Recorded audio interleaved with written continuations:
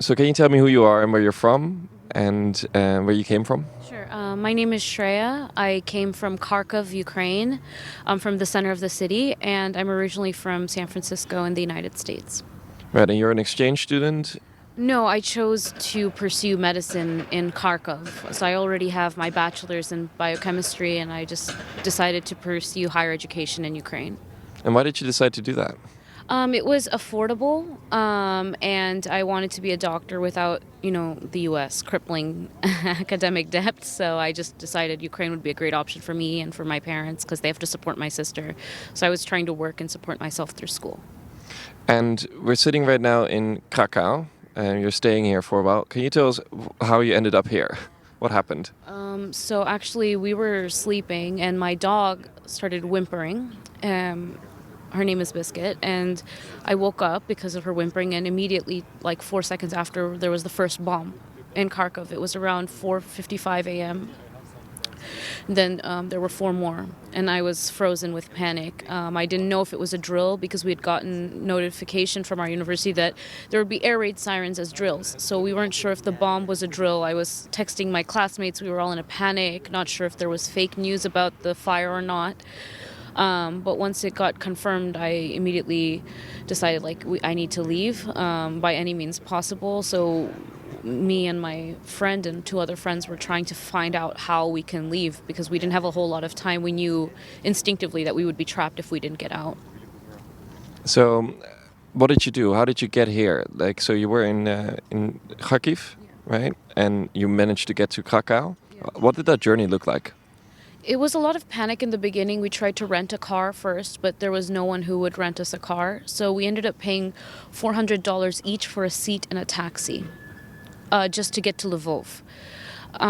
But we didn't even make it all the way to Lvov. Our taxi driver decided he was scared for his family, so he made us get into a car with strangers, like a few kilometers before Lvov. And we were relying on, me and my friend were relying on one car, and the other two friends were separated from us into another car.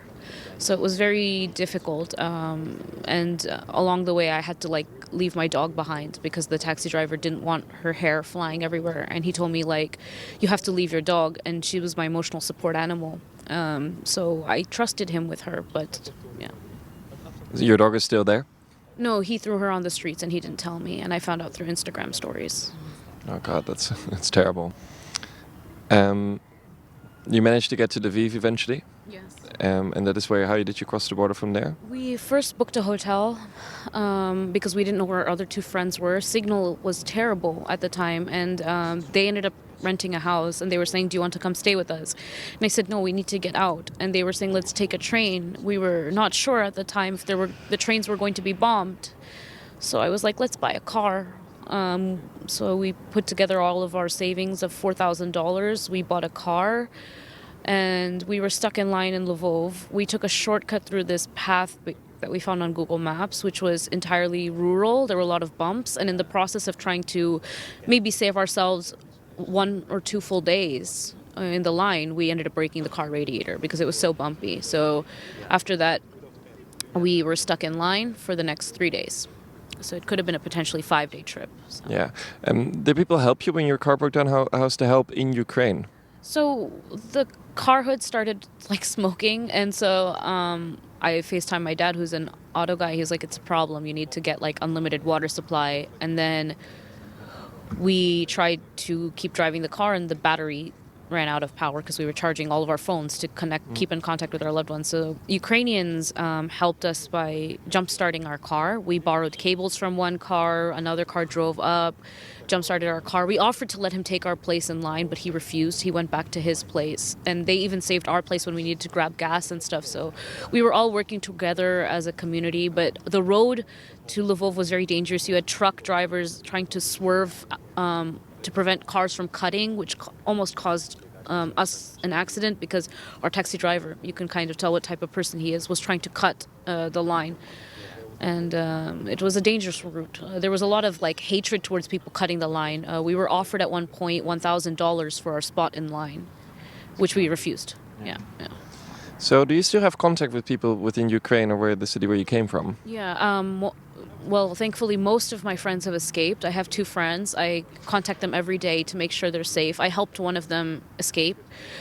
And one other friend and his girlfriend have finally ended up in Venezia. But unfortunately, he can't leave Ukraine because he's of army age. So my other friend, who's Palestinian, is just leaving Poltava. He had to spend a few days there because the line is now even worse than when we were there. It can take maybe weeks to get to the border by car. So, What are your plans? What are your next plans? You're in Krakow now. What do you think you're going to do? well, I'm trying to salvage what's left of my education, like trying to see if there's a way I can transfer. Most universities say that they're waiting on the decision from the Ministry of Education, which has been hard. And they're telling me, oh, you're American, you can just go back. And it's like, no, American schools are 4 years usually, so you can't transfer from a 6-year program to a 4-year program. And I think there's a little bit of a stigmatism because they think, oh, you're American, you can do what you want. And it's like, no, if I go back, I have a lot of steps and I would have to restart school. So I'm trying to figure out a way to transfer here in Poland because it's a NATO country. I'd feel a little bit more safe knowing that there are troops stationed at the border. I don't want to go through this whole thing again. So how do you feel about the United States reaction on the war right now? I'm disappointed by my friends' reactions deeply because none of them are posting about it. They're saying there's a lot of racism involved. And even though I told them, like, I went to university with the people from countries where you're complaining about racism, Yemen, Syria, all of us are still posting about Ukraine because it's our second home. So why aren't you advocating for it? And they just say it's too political for us. So really, it's only my family and me who is sharing stories. I'm trying to ask all my Ukrainian friends from Poltava, Venezia, Kharkiv, how they can help me understand the situation better. I asked them how many bombs are still going off in Kharkiv. What can I do for you? Financial assistance. Maybe I can drive to the border and give any supplies you might need for delivery to you. So those sorts of things. And it's disappointing to see my American friends do nothing. I have maybe 1 or 2 that are actually sharing about Ukraine. And none of them even called to check up on me because they think, she's probably fine because she's American, but the American embassy didn't evacuate us. It was other embassies evacuating their citizens, but the American embassy just said, use a commercial flight. We won't be sending an American plane. So it's hard when people think that way. And what do you mean that it's too political? Do you know what they mean by that? Or you mentioned racism. What does that mean? They think that the coverage that Ukraine is getting, I mean, it is the fault of some casters where they deliberately say, oh, this is a civilized nation, this is not a third world country. It's like they shouldn't be doing this because this is compounding onto the stigmatism. But their reasoning for racism is like they think a lot of foreigners are being left at the border, which in part is true, in part is not. I have heard from people that a lot of people who are trying to cross the border at Poland don't have passports, and currently only Romania is accepting people who don't have passports.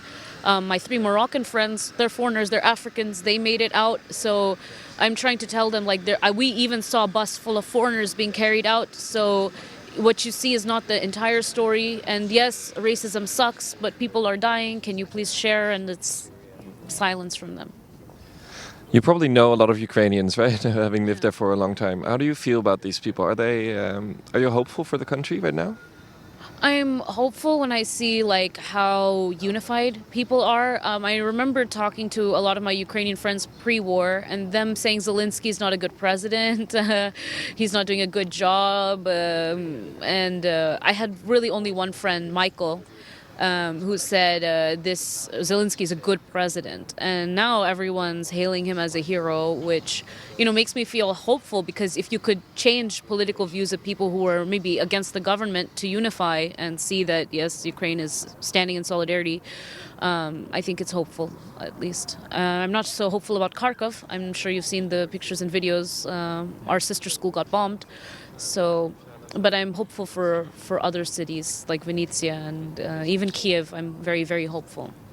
Have you noticed that there are also still Russians living in Ukraine, and how are they treated right now?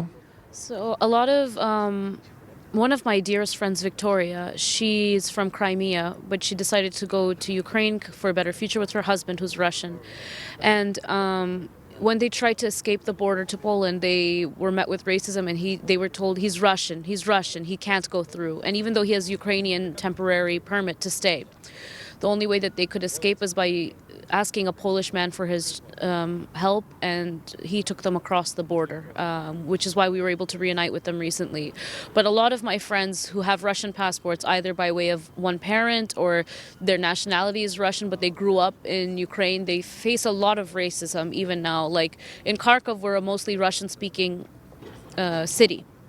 And a lot of my friends who only know Russian, because that's the language of instruction, that's the language of communication. A lot of people don't understand Ukrainian in Kharkiv. When we went to the western parts, they said, only Ukrainian, please. You can't speak Russian. And we don't know how to communicate.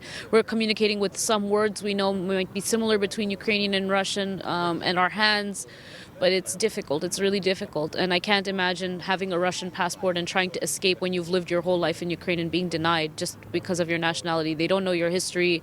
They take money from you at the border to cross. For our car, they asked us for a bribe to let it through, even though we had documents because we bought it. Did you have to pay the bribe? Eventually, they let us go without the bribe, but there were Indians behind us where they just seized the car on the Polish side. So I have no clue, but I know that there's a lot of discrimination in terms of like Russians, especially. One of Victoria's husband's brother, his name is Grigory. He's Russian. He has a study permit. He had gotten an offer from a Czech university, and because of the situation in Russia, he could not go back because then he would lose his tuition that he's paid, his education. So he tried to plead with them, like, please, I'm Russian, but I'm not like well respected back in Russia. Like, I need to leave. My life will be in danger because I've been posting about the Ukrainian conflict. I've been calling it a war. As you know, in Russia now they throw everyone in jail who's called it a war, and they're checking people's messages on the street. So I think Russians are having it difficult, not as difficult as Ukrainians per se, unless they're from, living in Ukraine. But even Russians in Russia are, I even have a Russian teacher friend. Her name is Anastasia, or Nana for short. Her whole business is decimated because nobody wants to learn Russian anymore. There's a lot of stigma. So you're talking about people, and she's Ukrainian, by the way. She's from Kharkiv. You're talking about people's livelihoods being impacted, their ability to leave and be safe impacted, their freedom of speech being impacted. So it's a lot of struggle for them. Is there anything else you would like to share or tell us? Just like if European countries could, I understand why they can't close the sky. I understand that would put NATO in conflict with Russia directly. I understand that, but when my friends are in basements being bombed and they have only 2 weeks of food left, they've all lost their jobs. In Ukraine, they only make like $500 on average a month, and half of their money gets spent on food. That's how low income they are. And like, just sending money in terms of humanitarian aid and food and weapons is not enough. You need to help the normal people. So the heroes that are booking Airbnbs from Ukrainians directly, adding income to their pockets. I feel like governments need to be doing more for Ukrainian citizens, maybe offering them stipends so they can live, because food prices are atrociously high. There's long lines. You can't buy food. Lots of animals are being thrown on the street because they're being denied transport in trains because human lives are more valued. Sending more people to Kharkiv, especially my city, nobody's going there. I tried to even organize transport from there. Nobody's going there.